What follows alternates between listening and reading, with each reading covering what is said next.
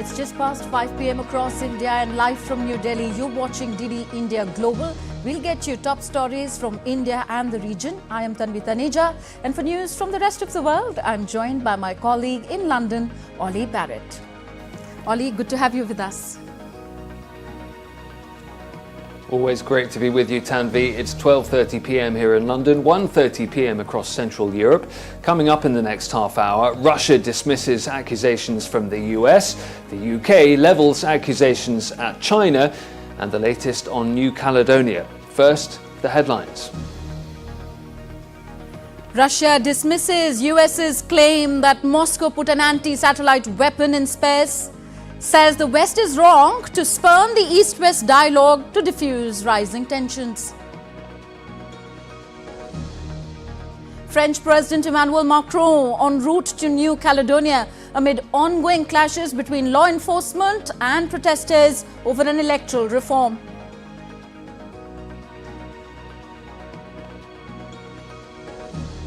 And Britain records a lower rate of inflation than the US, Canada, France and Germany for the month of April. Prime Minister Rishi Sunak says brighter days are ahead.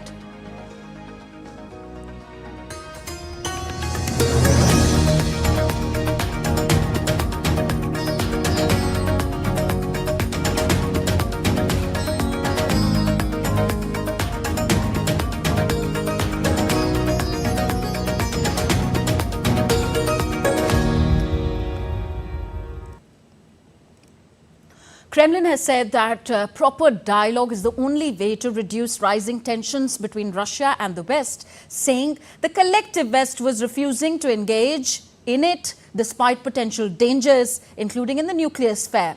Commenting on calls by some US lawmakers to allow Ukraine to strike Russia with US weapons, Kremlin spokesman Dmitry Peskov described them as hotheads who wanted to stoke tensions even more. The Kremlin also denied a US assertion that Moscow has launched an anti-satellite weapon into low Earth orbit, saying Russia's actions in space conformed to the international law. Kremlin spokesman also noted that Russia had repeatedly proposed a ban on any weapons in space and that Washington had dismissed its suggestions on the subject.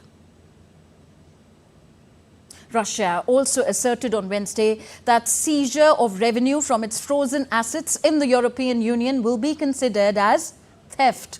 Kremlin spokesman Dmitry Peskov further said that it will be considered as violation of all norms of the global economic system if European Union took over Russia's resources. All those revenues are revenues from our assets. And transferring them to other purposes is also a violation of all the rules and norms of the international financial economic system. And DD India's Dasha Chernyshova joins us from Moscow for more on this story. Dasha, when Kremlin says that the collective West was refusing to engage in dialogue, is it in any way suggesting to initiate a dialogue now to end this 2-year-long conflict?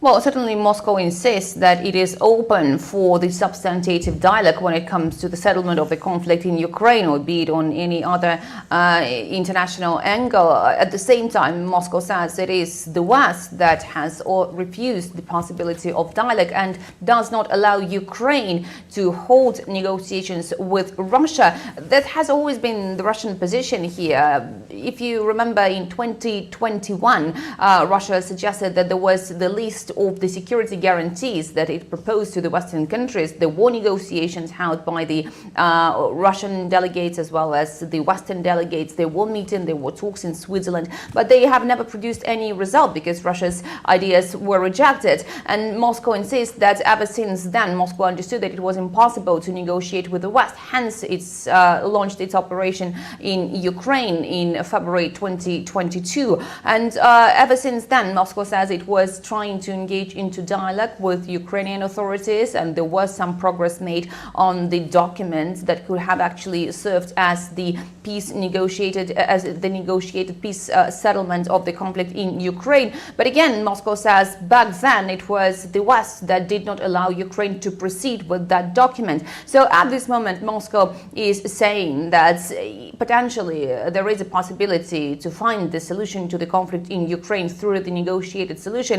But having said that, Moscow has also repeatedly been saying that there is no ground actually now to start those talks, because in the West and the collective process, we often hear this description from the Kremlin authorities, there is no understanding and no desire to engage into the dialogue, at least at this moment. Instead, Moscow says the Western countries supply Ukraine with more and more weapons, which is only prolonging the conflict. So obviously, Russia is saying that any time that the Western countries do come to an understanding that they want to abandon this escalatory path, Moscow will be ready for those negotiations. But again, at this stage, the military solution to the conflict in Ukraine does appear to be the only option on the table.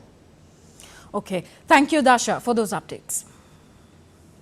Russian forces have meanwhile begun the first stage of nuke exercises involving practical training in the preparation and use of non-strategic nuclear weapons in areas bordering Ukraine. Russian President Vladimir Putin ordered these exercises earlier this month. The drills involve missile forces in Russia's southern military district, which lies adjacent to Ukraine and also includes parts of Ukraine that Russia now controls. Russia's defense ministry said that the exercise is aimed at ensuring that units are ready for the combat use of non-strategic nuclear weapons to ensure the territorial integrity and sovereignty of the Russian state. So as Russia's aggression against Ukraine rages on, the United Kingdom has accused China again of providing or preparing to provide Russia with lethal aid to help in its war efforts. My colleague Ollie Barrett is in London. He takes it forward from me here and gives us more on this and other stories making headlines around the world. Ollie, questions being raised on China's moderating influence in this war?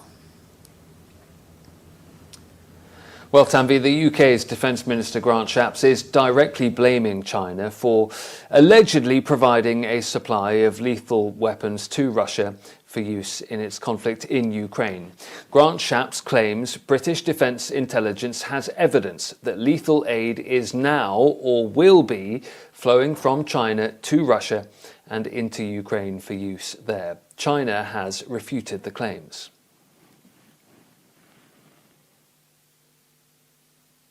The UK has registered a drop in inflation, with the nation now having a lower rate than the US, Canada, France and Germany. Consumer prices rose by an annual 2.3% to April, down from the 3.2% rate recorded to March, marking its lowest level in almost 3 years. However, the fall in the inflation rate was less than expected, and that has raised doubts about how quickly the Bank of England might be able to cut interest rates. Nonetheless, the Prime Minister is welcoming the news of easing inflation. Well, thanks to everyone's hard work and resilience, today we reached a major milestone and inflation is back to normal. And that is an important moment for our country, for the economy, and shows that our plan is working. Now, whilst I know people are only just starting to feel the benefits and there is more work to do, I hope this gives people confidence that if we stick to the plan, there are brighter days ahead. Violence has been continuing in New Caledonia after the French government approved a constitutional amendment to allow residents who've lived in the territory for at least 10 years to vote in provincial elections. Clashes have been ongoing between law enforcement and protesters, in which 6 people have died and 280 rioters have been arrested so far. The protests were sparked by anger among the indigenous Kanak people over that constitutional reform approved in Paris that would change who is allowed to take part in elections. French President Emmanuel Macron is on his way to New Caledonia to meet local representatives for talks. DD India's Ross Cullen reports from Paris. We had two more schools and a car dealership that was set on fire Tuesday night, the latest violence to hit the island after more than a week of unrest. But the situation is starting to improve. Emmanuel Macron, the French president, due in the coming hours to be landing in New Caledonia for talks to meet representatives from both sides, pro-independence, anti-independence, and also to thank the security personnel. We have the police and the army deployed across the island to try to protect public buildings, to protect roads, access to the ports and the airport, for example. But these have been the most serious riots, the most serious unrest to hit the island in 30 years. But the tensions are starting to dial down slightly ahead of the expected arrival of the president, the interior minister and the defence minister. Well, the riots began before the votes on the contentious voting reform. We'll come to that in just a minute. Those riots began on Monday last week into Tuesday when the voting reform was being debated here in Paris by the central government, central MPs, and then they have spiralled since that. After Wednesday last week, 6 people have died, hundreds of people have been injured, hundreds of people have been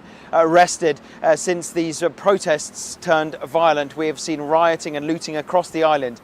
The voting reform that was being debated that sparked these protests would see French people living on the island who have been living there for 10 years being given extended voting rights, which the indigenous Kanak population, native New Caledonians, do feel would impact or dilute their vote in local authority elections. Thousands of mourners have gathered in Tehran to bid farewell to the Iranian President Ibrahim Raisi, who was killed in a helicopter crash at the weekend. Mourners have been walking behind a truck carrying his coffin. Ibrahim Raisi's body will be taken to his hometown for burial on Thursday.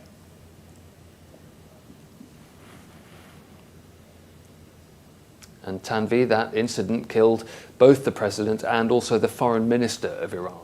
Right, Ollie. India has expressed condolences and showed solidarity with Iran, and the country's Vice President Jagdeep Dhankar has now reached Tehran, where he was received by Iranian authorities on his arrival. The Vice President will attend the official ceremony to pay condolences on the death of President Raisi and Foreign Minister Hossein Amir Abdollahian of Iran. A horrific helicopter crash. Thank you, Ollie. Thank you for joining in. All right, now on to Germany. A high-profile trial of members of a far-right group accused of plotting a coup to overthrow the German government has begun in Frankfurt. The 9 suspects include an aristocrat, a former judge and 2 senior army officers. In total, 26 people are being prosecuted in 3 related trials in what is being called one of the most complex cases in recent German history. In the event of the group's success, self-styled Prince Heinrich, 72, was expecting to replace Olaf Scholz and become the new Chancellor of Germany.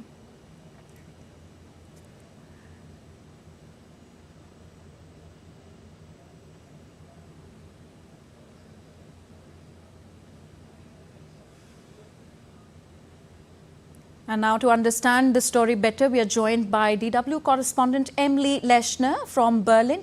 Emily, tell us more about who is on trial and what were they allegedly planning?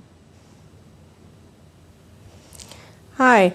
Yeah, the defendants in this case, they are accused of being the ringleaders of a plan to overthrow Germany's government, a plan that allegedly included storming parliament and detaining high-ranking politicians like Chancellor Olaf Scholz, as well as Foreign Minister Annalena Baerbock and an opposition leader. And there were also plans for a violent takeover of the main small arms supplier to Germany's military. The defendants in this case are facing charges of treason and belonging to a terrorist organization. Now, you mentioned that there are around 29 defendants being tried. In this trial, there are 10. There are 2 other trials linked to this alleged coup attempt. One that began at the end of last month against the so-called military arm of Reichsbürger, and another that is scheduled to begin in June against alleged associates of Reichsbürger. And one of the defendants in this case, as you mentioned, is the man that was touted as the next leader of the German state if the coup had been successful. That's the 72-year-old aristocrat Heinrich VIII. Prince Royce. Okay, Emily, looking at the larger picture, how big is this Reichsbürger movement in Germany? Well, German intelligence officials say there are between 20 and 23,000 people in the country who pledge allegiance to the Reichsbürger movement, which is more of a network or a movement than it is a single unified group. The average Reichsbürger supporter is around 50 years old, male, and typically socially and financially disadvantaged. And its members believe that Germany is a deep state run by foreign entities. Reichsbürger translates literally to citizens of the Reich. Those who support it deny the legitimacy of Germany's post-World War II federal republic. And the fundamental belief underpinning this movement is a rejection of Germany's constitution, its legal system, as well as its institutions. Up until a decade ago, they were considered pretty fringe and relatively harmless, but that has changed as they've begun to stockpile weapons and to commit crimes, which have included murdering a German police officer.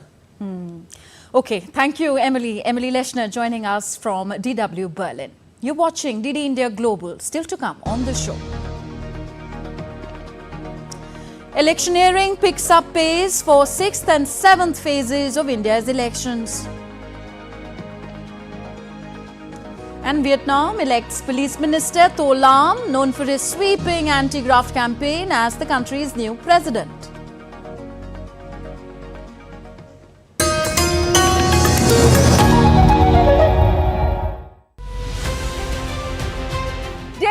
Delhi, as it is called in colloquial language, feels the heartbeat of India, thus reflecting the larger Indian sentiment. And that could be one of the reasons why it is the capital of the country. Delhi has a legacy. It has been the most important political center and capital of various empires since time immemorial.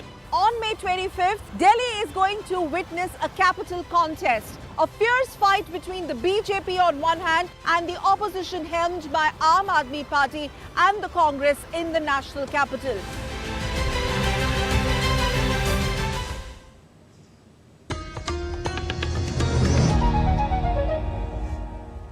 Thank you for staying with us. You're watching DD India Global. I'm Tanvi Taneja. Next, we get you up to speed with the world's largest democratic elections now in its last leg in India.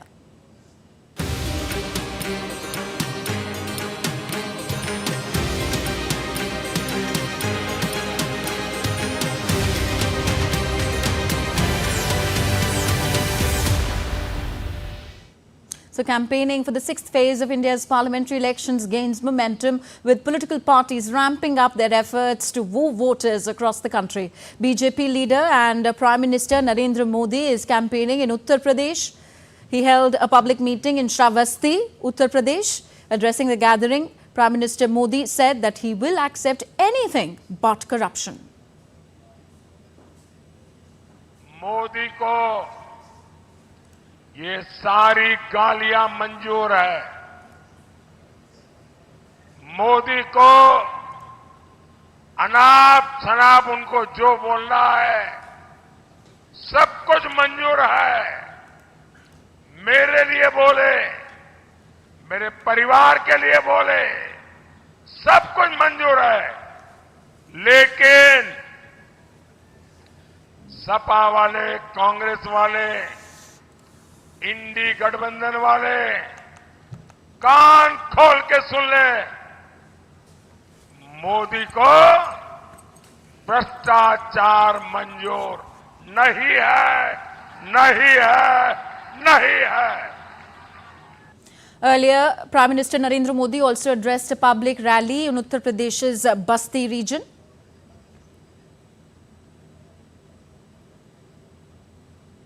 Opposition parties are also holding election campaigns across the country in order to garner support in their party's favour. Congress Congress leader Rahul Gandhi held a public meeting in Mahendragarh district of Haryana. Gandhi will also address a public rally in Sonipat district of the state.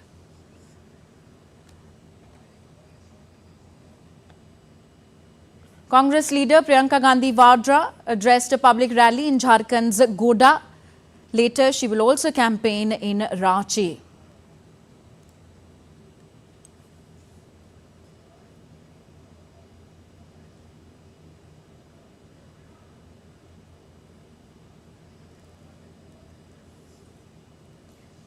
Now, voting percentage in this general election of India has witnessed a little dip.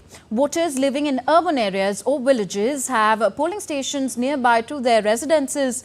But imagine, what if you have to trek for hours on treacherous mountain terrain or have to cross rivers to cast your vote? Well, despite all these odds, people of Nandurbar district, which is dominated by a tribal population, they have come out to exercise their right to vote in large numbers. Akkalkuwa Taluka in Nandurbar district of Maharashtra lies in a Satpura range of hills with the Narmada river forming northern boundary. The Narmada river flows along the Satpura mountain range in the tribal-dominated Nandurbar district of Maharashtra. In a very remote areas of Satpura mountains, a large number of tribal settlements are scattered in villages on the banks of this river. Providing civic amenities in this area is a very challenging task. In spite of this, the performance of the Election Commission of India, which has been successful in providing the right to vote to the citizen of this region, is absolutely remarkable. As per the instructions of Election Commission, the district administration has been making special efforts to providing voting system to the citizen in every election. As a result, voters from remote villages like Nandurbar district, which is dominated by tribal, exercise their right to vote. Manibeli, Chimalkhedi, Bamni, Dunel and Mukhadi polling stations in Akkalkuwa Taluka in Nandurbar district are located in remote areas along the Narmada river. It is not easy to reach these settlements.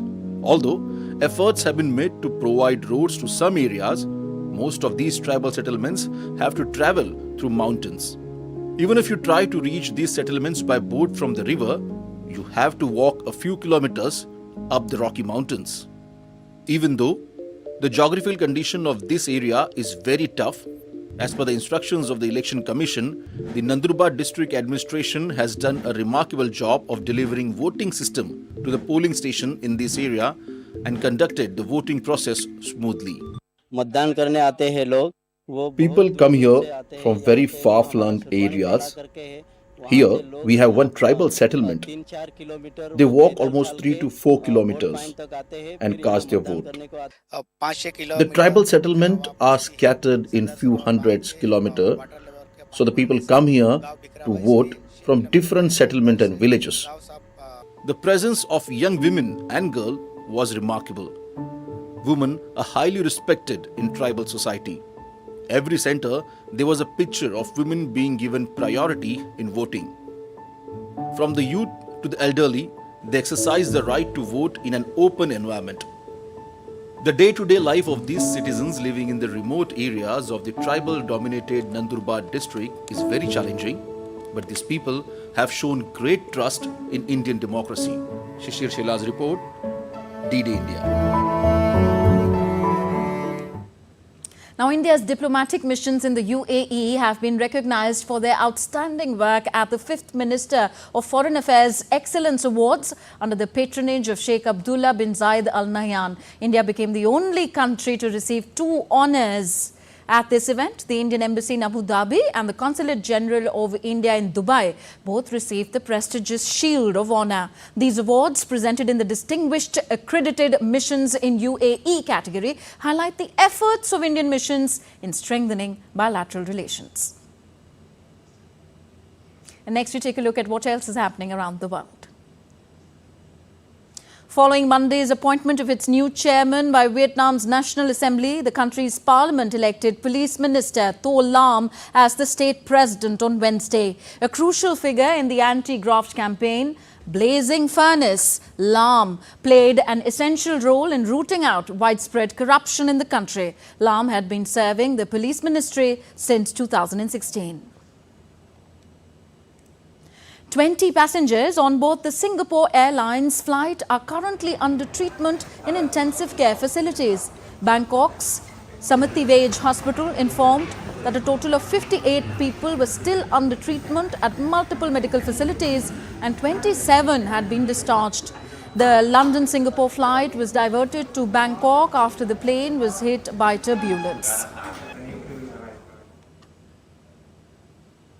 South Korea's Seoul is hosting a one-day Artificial Intelligence Global Forum on Wednesday, inaugurated by South Korean Prime Minister Han Duck-soo. The forum is being held alongside the second AI Global Summit. AI safety, innovation, inclusivity are the key priorities of this summit, with AI front-runner companies pledging to develop safe technologies. From calming treats to an onboard spa, Bark Air is set for its maiden Dogs Fly first flight from New York to Los Angeles on Thursday. Bark Air's current routes include flights between New York, Los Angeles and London, with plans to add more locations for giving comfortable trips to dogs alongside their human companions.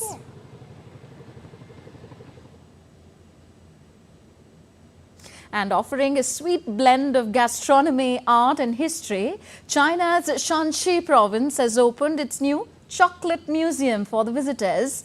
This museum displays models of city landmarks and fabled terracotta warriors made entirely from chocolate. Created with meticulous attention to details, these exhibits also integrate local cultural elements. A strict control of temperature and humidity is maintained to keep these stunning displays from melting.